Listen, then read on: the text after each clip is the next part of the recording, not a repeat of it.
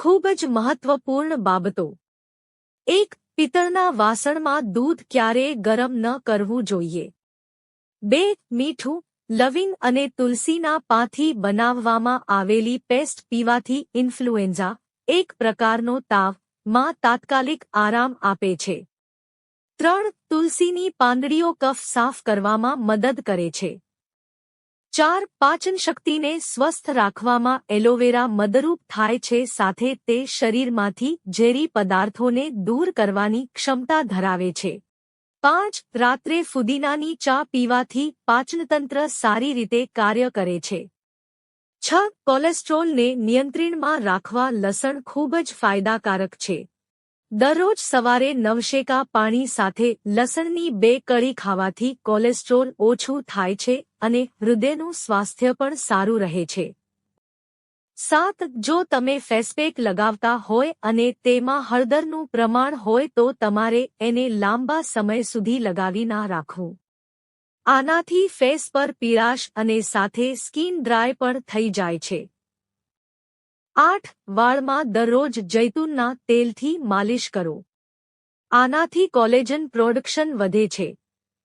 આ સાથે વાળને અનેક પ્રકારે પોષણ મળે છે. 9. ડુંગળીને બગડતી અટકાવવા માટે તેને પ્લાસ્ટિકની થેલીઓથી દૂર રાખવું હંમેશા સારું રહેશે. 10. ઘીનું સેવન શુષ્ક ત્વચાને હાઇડ્રેટ કરે છે.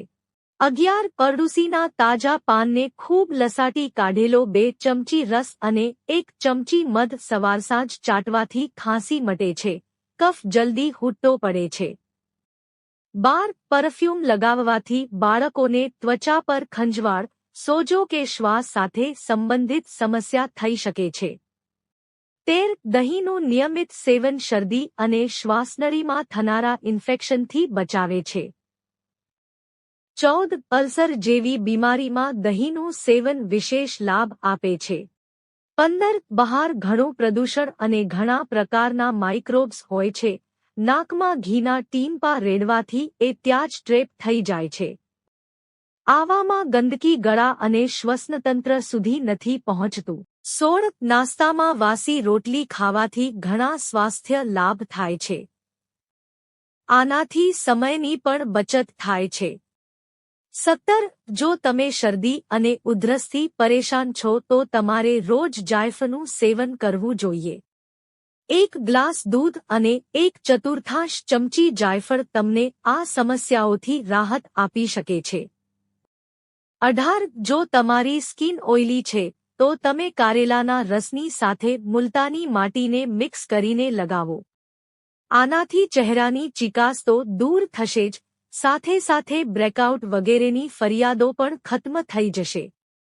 19. અંજીરને આખી રાત પાણીમાં પલાળીને સવારે આ પાણી પીવાથી સ્વાસ્થ્ય સારું રહે છે. પાચનતંત્ર પણ સારું રહે છે. 20. શિયાળાની ઋતુમાં પુષ્કળ પ્રમાણમાં લીલા શાકભાજી ખાવા સ્વાસ્થ્ય માટે જરૂરી છે. મેથી, પાલક, સરસમ અને બ્રોકોલી જેવા લીલા શાકભાજીમાં મોટી માત્રામાં આયર્ન હોય છે, જે રોગો સામે લડવાની ક્ષમતાને ઘણી હદ સુધી વધારી દે છે. 21. તજમાં અને સરસવનું તેલ ભેળવી છાતીમાં માલિશ કરવાથી શરદી અને ખાંસી મટે છે. ઘણા લોકોને પગમાં ઠંડી લાગે છે. આવી સ્થિતિમાં અજમાના બીજ અને સરસવના તેલથી પગના તળિયાની માલિશ કરો.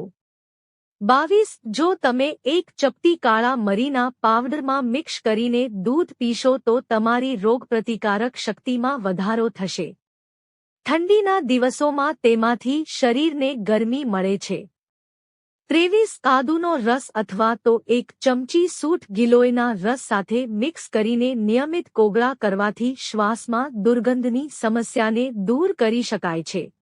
24. અનાનસના સેવનથી પ્રતિરોધક ક્ષમતા વધે છે અને તેનાથી કોઈપણ પ્રકારની એલર્જી થવાનો ભય ઓછો થઈ જાય છે.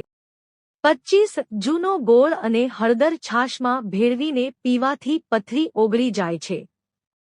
26. કાળી દ્રાક્ષનો ઉકાળો પીવાથી પથરી ઓગળી જાય છે. 27. કાંદાના રસમાં મધ મેળવીને પીવાથી ગમે તેવી ઉધરસ મટે છે. 28 નવશેકા પાણી સાથે અજમો ખાવાથી કફની ખાંસી મટે છે। જો તમને આ વિડિયો ગમ્યો હોય તો લાઈક કરો, મિત્રો સાથે શેર કરો અને ચેનલને સબસ્ક્રાઇબ કરો। ધન્યવાદ।